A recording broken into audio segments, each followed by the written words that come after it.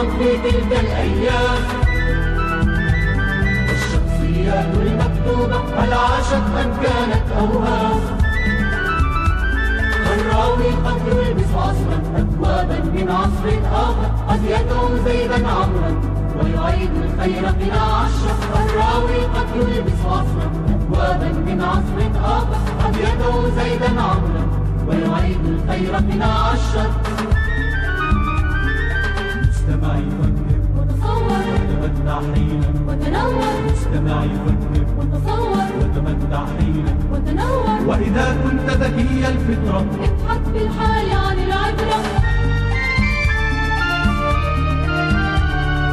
كان يا مكان كان يا مكان وتذكر وتذكر هل حدثت هذه الأحدوثة حقا في تلك الأيام؟